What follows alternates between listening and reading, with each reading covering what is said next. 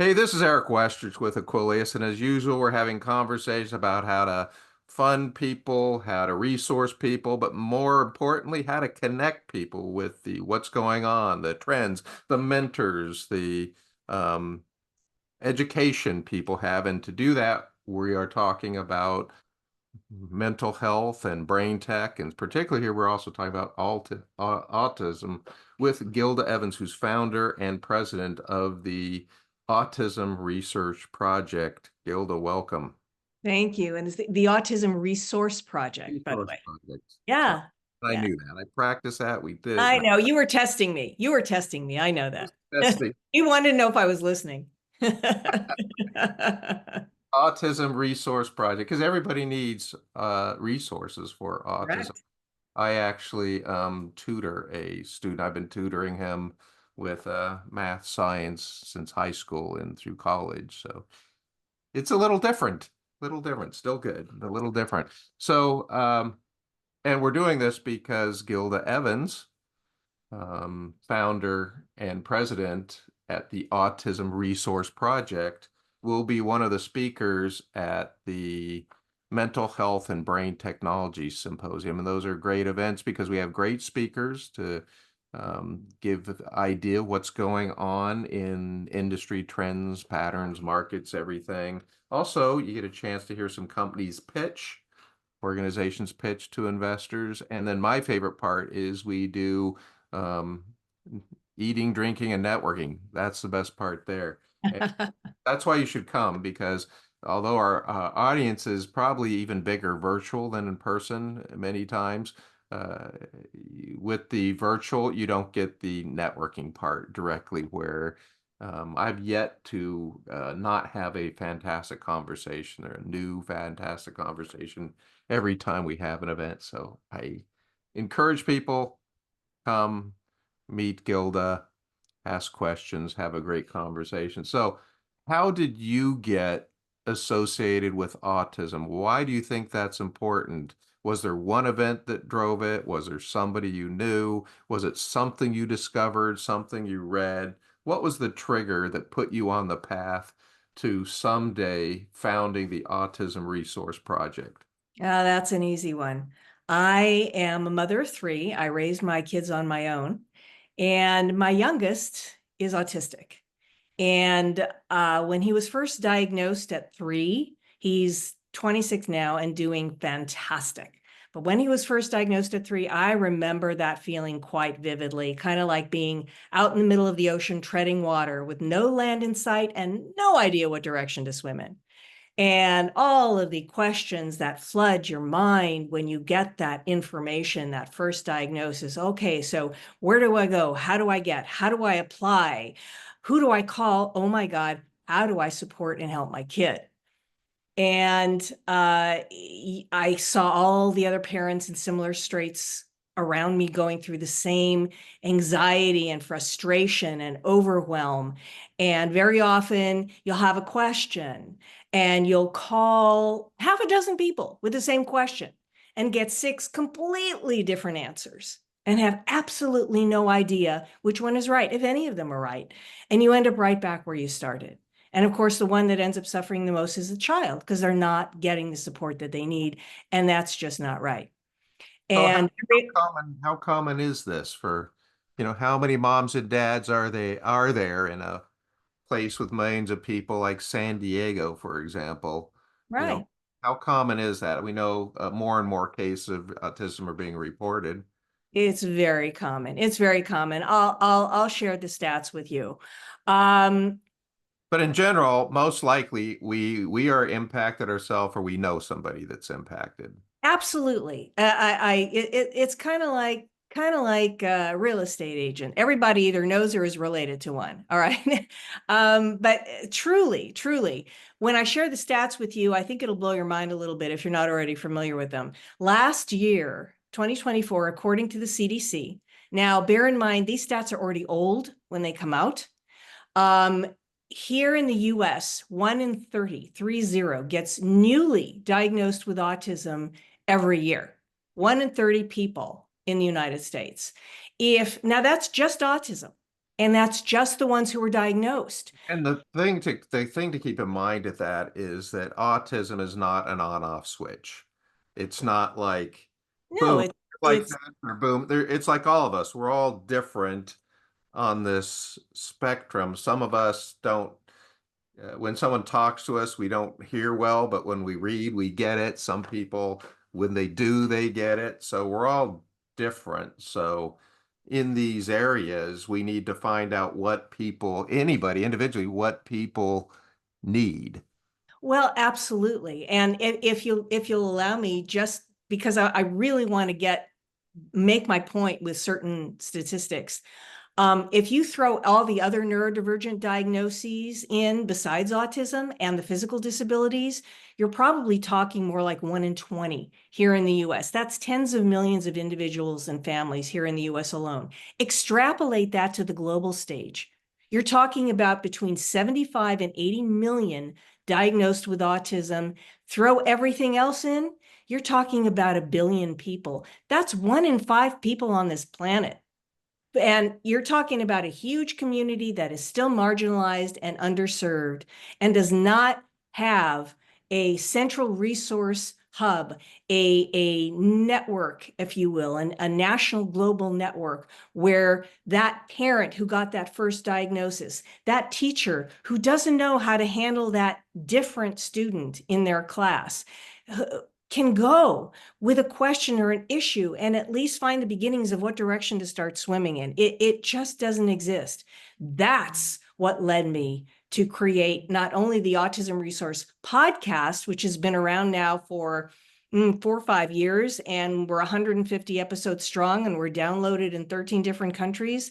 That has now become a part of the Autism Resource Project. And together with my board, who are fantastic people who this would not happen without, we are creating that first of its kind online 24/7 global resource and information hub for the neurodivergent and disabled communities. So let's back it up now that we have a global picture. Let's back Yeah. it up to a mom raising three kids on her own. Yeah. And obviously, the problem becomes apparent.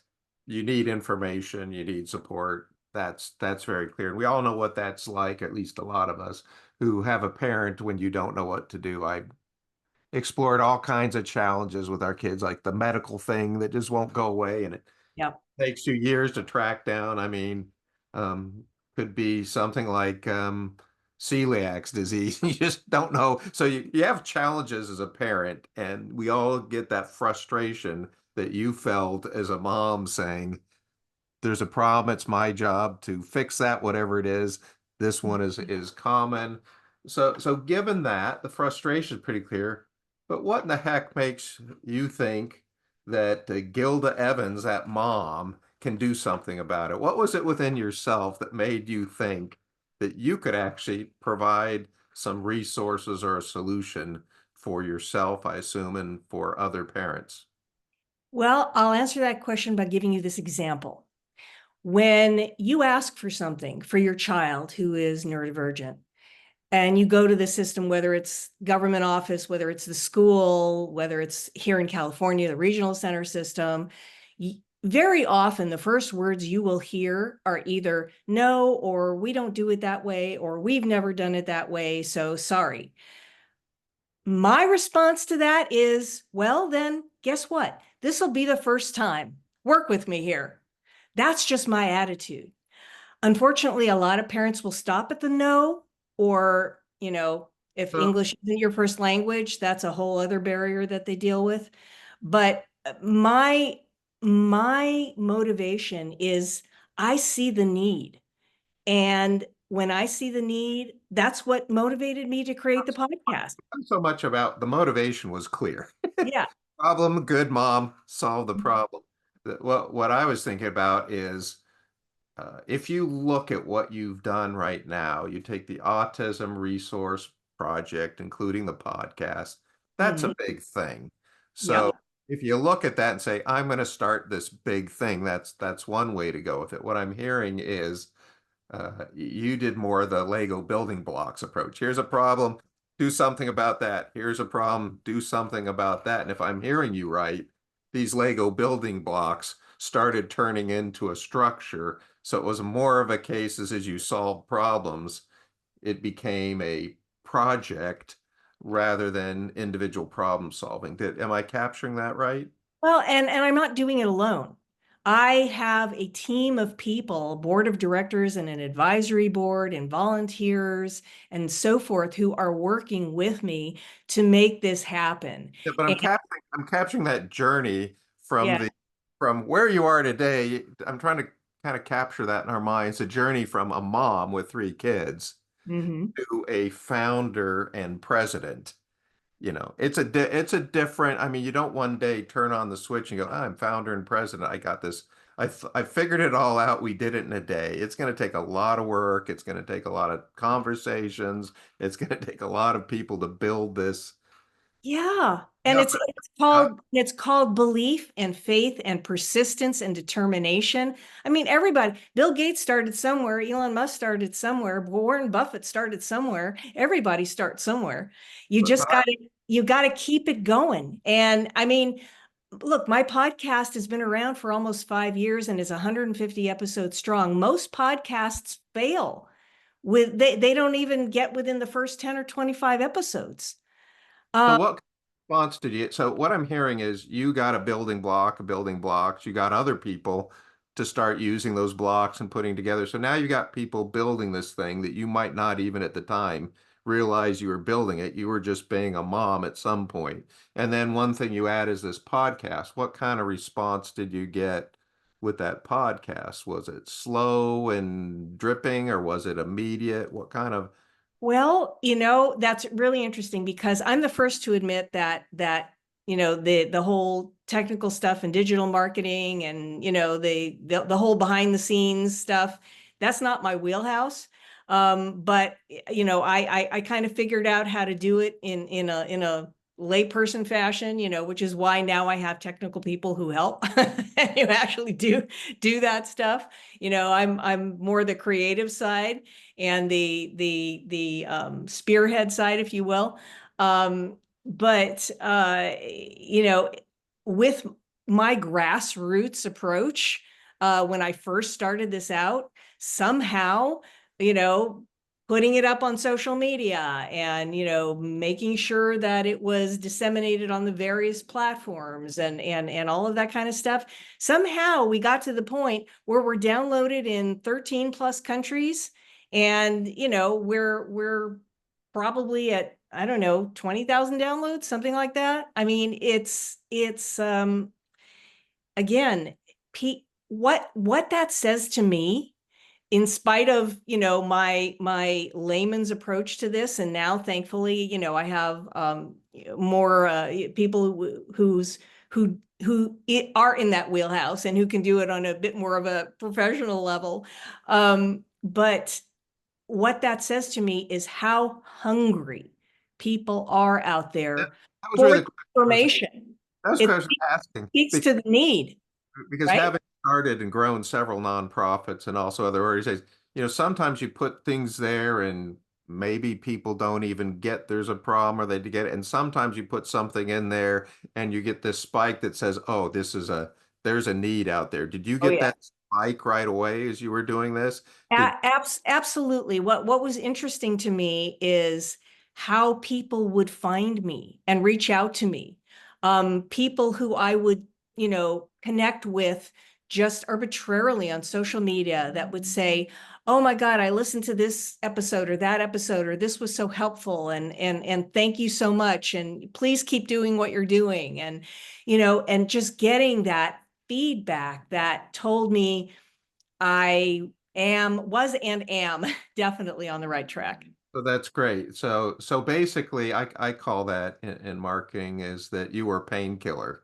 In other Ah, words, you already had the headache and you said, here's a pill. They said, thank you. So you didn't have to explain them what a headache was or why they need, which sometimes you do. Sometimes you have to convince them that you have to have a whole educational arm just to convince them that there's a problem. Your education isn't about convincing people there's a problem. They already know if they're parents. absolutely. Yours is about educating them on what they can do about it. So that's nice. You just are.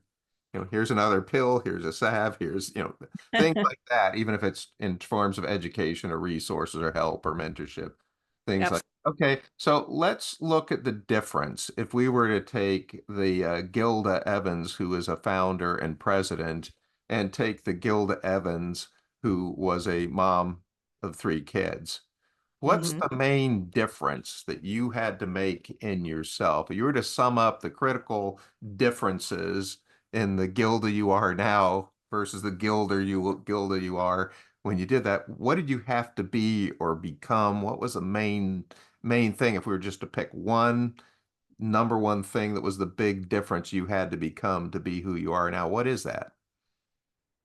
You know, in my mind, I'm the same person that I was then, that I am now. I just had to find the center, find the focus, and then follow that path. And and find that sticking place of persistence and determination and not give up. And I will share with you my inspiration, my personal inspiration for that. And this is very personal. My father was a survivor of the Holocaust. Hmm. And whenever I would come up against a roadblock, a problem, an issue that seemed insurmountable, I would think about him, and I still do.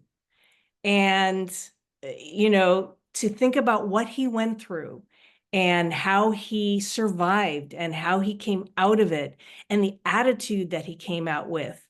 And the answer to the question that he gave me when I asked him, Dad, what kept you going through all of that? And he said, because I always told myself that if only one person survived this whole ordeal, it was going to be me. Hmm. And I think about that and I thought, okay, well, you know what? If he could do that and if he could get through that, what I'm doing, this is a piece of cake. This is a cakewalk. I can do this, no problem. Key about that is that's not something you had to become. That's something you are. That was already in your toolkit. That was in my Yeah, blood. that was your toolkit was there. But you already mentioned one toolkit you didn't have, which is how to do technical, how to be a podcaster. So that is something you had to become. You had to become a more That's true. technical person. Maybe you had to learn how to deal with a board. Maybe, I mean, Yeah. the willpower and it's nothing was stopping you. That's already there. But you had to be a person who knows how to deal with a board or communicate to that or Yeah, well, you do, I guess there are certain innate qualities that predispose you, if you will, to be a leader or to inspire other people. And then it's really just a matter of experience of going out there and throwing yourself, in the pool and swimming, you know. I think you've answered like a big question with your Holocaust story, with his story about your father is, we all start with what we have, and to grow something significant, we have to be different persons. Like at one time, you would not catch me up on a stage, but Mhm. I've spoken in front of 5 to 10,000 people. So that person had to develop that because I wasn't that when I started. So whatever it is, we have to develop these things. So I'm always interested in those pieces. But the other thing is what keeps you from giving up? Because whenever you do something significant, it's hard. And I think you kind of answered that for you, is your dad kept you from giving up. So that's very valuable for somebody who wants to start a whole project because it's very frustrating. Eric, if I could summarize it, I would say something that just popped in my head is not being afraid of failure. I think I think that's a key. Is just not being afraid of failure and you know not being afraid to teach myself something new, to figure out, all right, I'm going to do a podcast. How do I do this? On at the time I had zero budget, so but I know there's a way to do it. I'm going to figure it out, and I did. And you learn and you try and you grow, and if it doesn't work one way, then you say, all right, that wasn't a failure. That was a learning experience. Now I'm going to take what I learned and I'm going to move forward and I'll try it another way. Okay, so if you take everything you've learned and your determination, Yes. core problem solving, you've built this thing. Give us let's kind of open up and see if we can get just a tiny glimpse of in there. We can't look at everything, there's too much. But if there was one thing you are most proud of that you've done or your team has done, this whole group, there's one specific thing you could give us just a little insight. What would that be? What now, is that question about me personally, or is that question about Autism Resource Project? Whatever is most important to you, whatever attracts your attention there. What is something, I mean, it's like we're talking about this journey you had from mom to founder and president. And somewhere along there, you've had some real challenges, but you've had some successes. They may be a small success that made you feel especially good about who you are, what you've done, or it may be a huge success based on the fact that you've done that. I'm just trying to say, what is one success we can share with people that is so clear that they'll get it? That that Well, for me, I'll give you two. I'll give you a personal one and I'll give you one for ARP, for Autism Resource Project. Um, and they both involve people. For me, that is success. On a personal level, seeing the people that my children have grown into. And we've what we've can, overcome together and raising three amazing kids. can For you give it? Can you give an example of one thing any one of your kids has done that said, what you've done helped contribute to that? to Some, when you see that. is it some success in school or in life or in relationships? What is one success that they've had that you can talk to specifically? Well, e- gosh, it's the fact that they grew up, the fact that each of them grew up to be happy people. Again, success, I don't measure success necessarily in material things. I measure success in much more ephemeral qualities. And for me, the fact that they grew up to be happy people and the fact that my older two have found amazing partners, to live their lives with and are, have demonstrate a lot of the qualities that I admire most in people in general. To me, that's successful. And for Autism Resource Project, again, the success is the incredible people that have been attracted to this project and have come into my sphere and have signed on to the Can, board and said, we want to be a part of this. can you highlight one of those for us? One of those, Put a face to the name. Any one of them. how can I pick one? They are all truly, they are all incredible. The first member of Um, the board. the very first member of my board is Debbie Karlitz. I am president, she's one of my vice presidents, and she was the very first one to say, I'm in. Her background is legal. She's an attorney. She's a very successful businesswoman and incredibly bright, and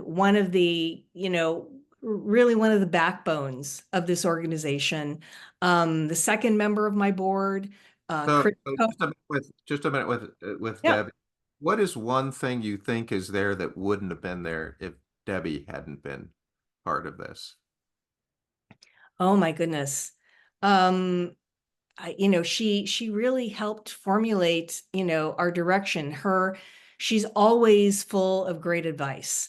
And she's the one that really kind of guided the formation of our 501(c)(3.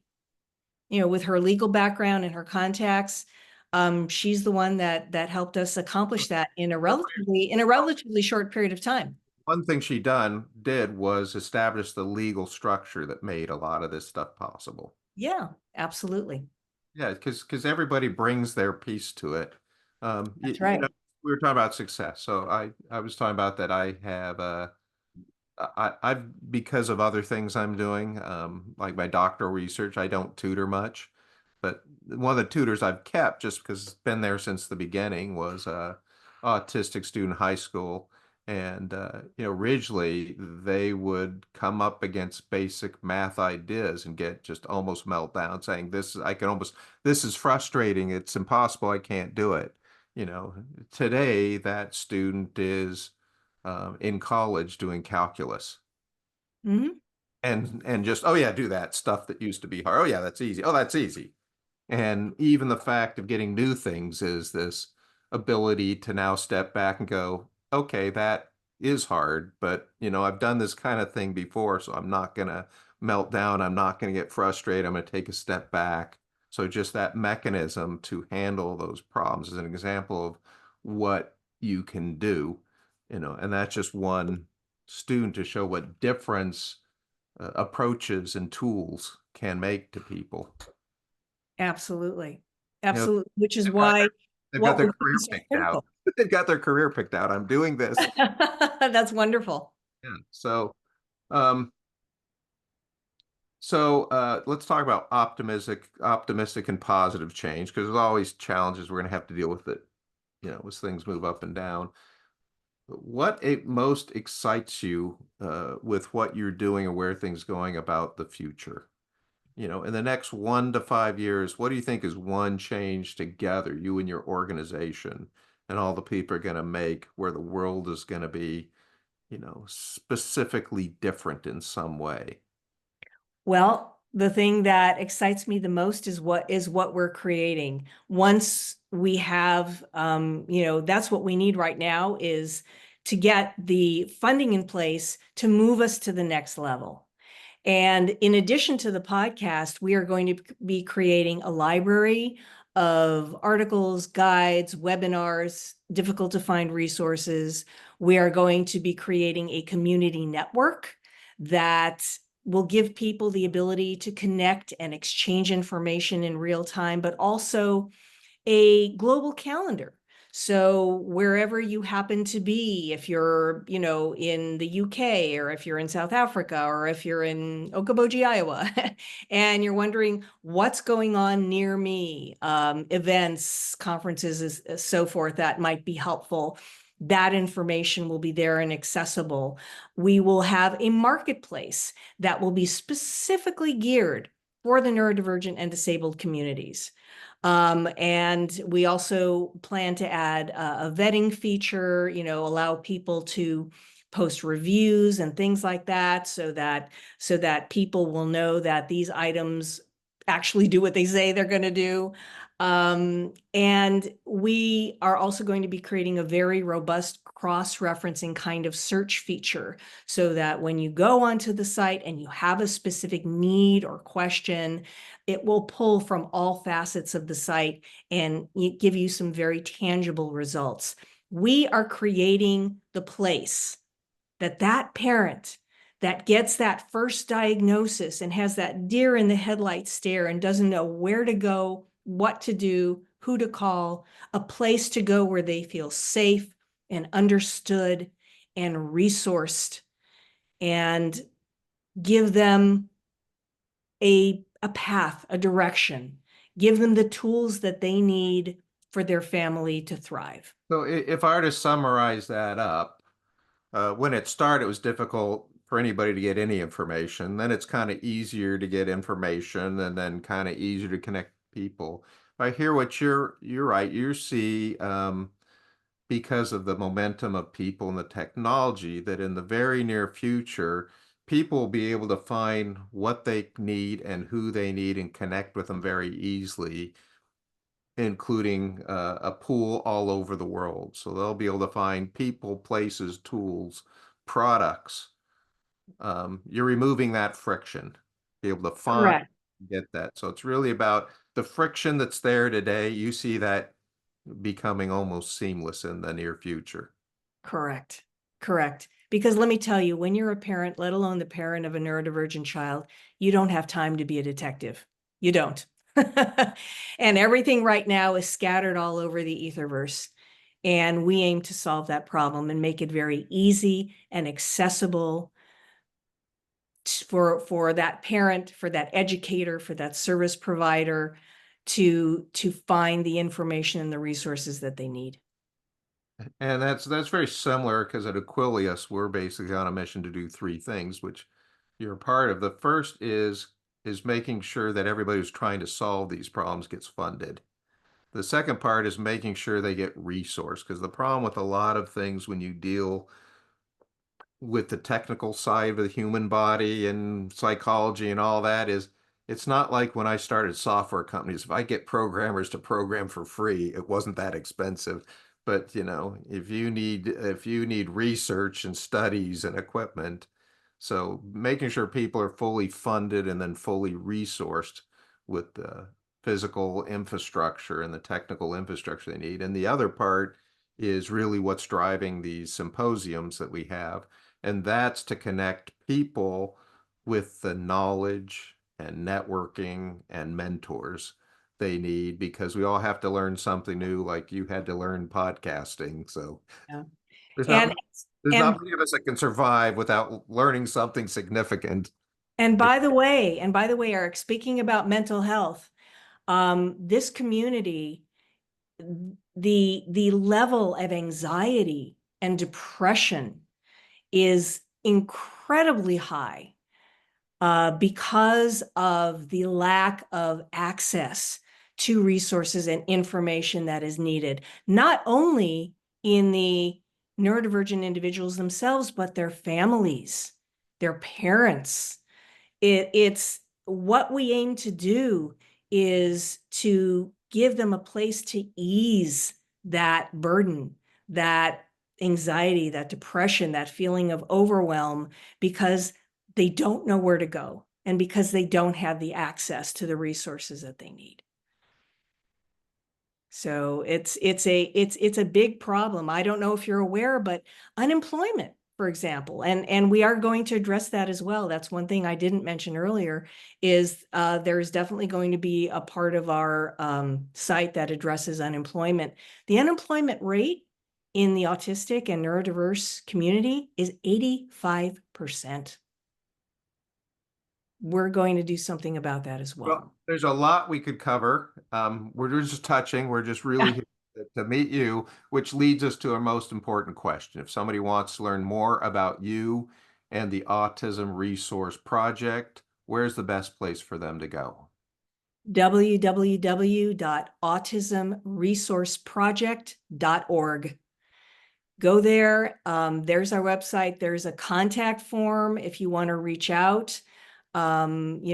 Just fill it out, send it, and somebody will get back to you ASAP. And you can also meet Gilda Evans, founder and president at the Autism Resource Project, um, at the Mental Health and Brain Technology Symposium. Gilda, thank you for being here, and everybody, thank you for watching. Thank you so much, Eric. It was my pleasure.